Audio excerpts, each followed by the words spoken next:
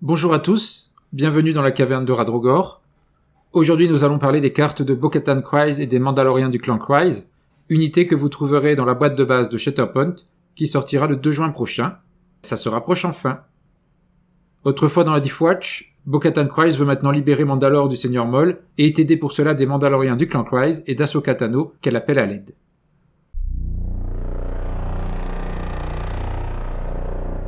Sur sa carte de statistiques, Bo-Katan Kryze coûte 4 points et n'apporte pas de jetons de force. C'est une unité secondaire constituée d'un seul personnage. Bo-Katan a 8 points de vigueur et 2 points de résistance, soit 16 points de vie. Ses mots-clés sont Clan Kryze, Death Watch, Mandalorienne et Night Horse. Elle dispose de 5 capacités. Une capacité tactique, une capacité active, une capacité réactive et 2 capacités innées.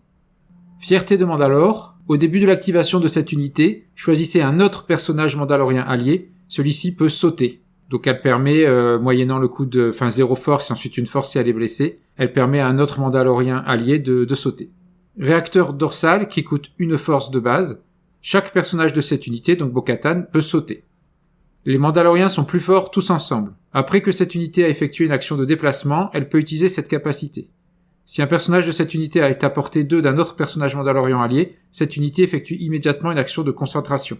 Donc si on se déplace et qu'on est à portée 2 d'un autre mandalorien, on gagne en fait une concentration sur Bo-Katan. Mandalore survivra. Après que cette unité a effectué une action de concentration, un personnage de cette unité peut foncer et soigner 2 dégâts. Donc après avoir fait une action de concentration, ça peut être lié à la capacité précédente, les Mandaloriens sont plus forts tous ensemble, puisque cette capacité permet d'avoir l'action de concentration. Derrière, on peut faire Mandalore survivra en réaction et ça permettra de foncer ou de soigner 2 dégâts. Enfin, certains d'entre nous servent une plus grande cause. Les personnages mandaloriens alliés à portée 3 de cette unité qui contestent un ou plusieurs objectifs ont à la fois protection et inébranlable. Protection, on retire un dégât de la réserve de dégâts avant de subir les dégâts suite à une attaque. Et inébranlable, l'unité n'est pas impactée par le premier effet percuté d'un arbre de combat d'un ennemi suite à une attaque. Les capacités de Bo-Katan en font un personnage axé sur le soutien qui aide au contrôle d'objectifs et à la résistance de son groupe de combat. Passons à la carte de statistiques des Mandaloriens du clan Kryze qui coûte également 4 points et n'apporte pas de jetons de force. Ce sont unités de support avec 2 personnages. Les Mandaloriens du clan Kryze ont 7 points de vigueur et 2 points de résistance, soit 14 points de vie. Leurs mots-clés sont Mandalorien, Death Watch, clan Kryze et troupes. Les Mandaloriens du clan Kryze ont 3 capacités, une active, une réactive et une innée. Donc un réacteur dorsal comme Bo-Katan qui coûte 1 point de force, qui permet de gagner en mobilité. Les Mandaloriens sont plus forts tous ensemble, là aussi c'est comme Bo-Katan, qui a une capacité qui offre une concentration et qu'on va pouvoir associer au viseur de casque qui donne tireur d'élite plus 1. Donc quand ce personnage qui a tireur d'élite plus 1 effectue une action de concentration, il ajoute un dé de supplémentaire à sa prochaine attaque à distance, en plus du dé d'attaque ajouté par l'action de concentration. Donc grâce à tireur d'élite, quand on se concentre, on a 2 dés supplémentaires, et comme les Mandaloriens sont plus forts ensemble, permet d'avoir cette concentration, cette action de concentration, on peut automatiser ça avec tireur d'élite, et donc se retrouver avec 2 dés d'attaque supplémentaires à distance.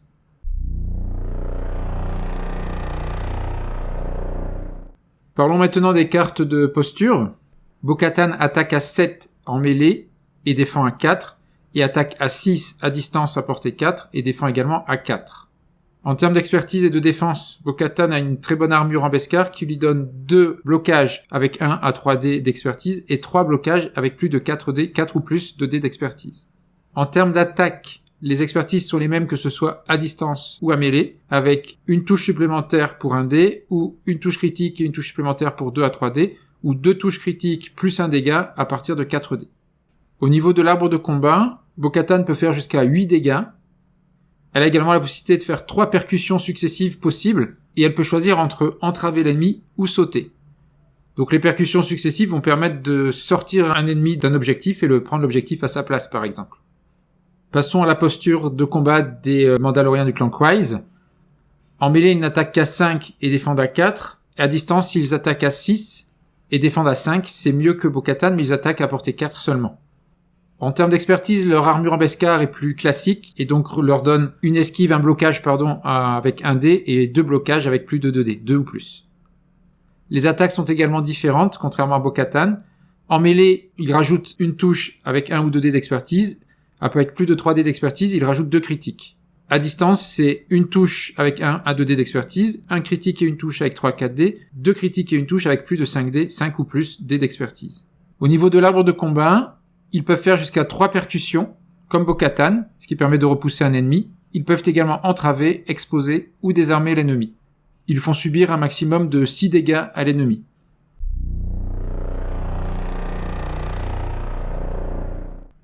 J'en ai terminé avec la présentation de ces 2 unités mandaloriennes, Bo-Katan Kryze et les Mandaloriens du clan Kryze, plutôt solides, qui peuvent beaucoup percuter donc pour déplacer, bouger un ennemi et le rattraper par exemple pour prendre un objectif, relativement pas mal de dégâts, et surtout équipés de leur jetpack, ils vont permettre de se repositionner facilement. C'est vraiment très très efficace le saut pour s'en aller de quelque part rapidement.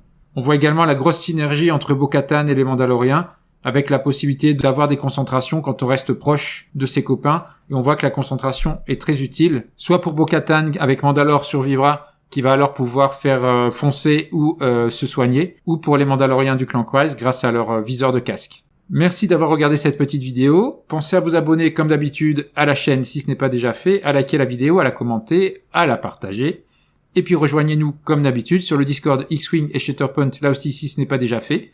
Je vous mets le lien ici à l'écran ou en description. On parle des règles, on parle de la peinture, on poste des vidéos, on poste aussi des parties, en tout cas on parle de Tabletop Simulator pour faire des parties avant même que le jeu ne sorte. Donc n'hésitez pas à nous rejoindre. Et en plus, nous sommes tous très gentils. Allez, à bientôt. Merci.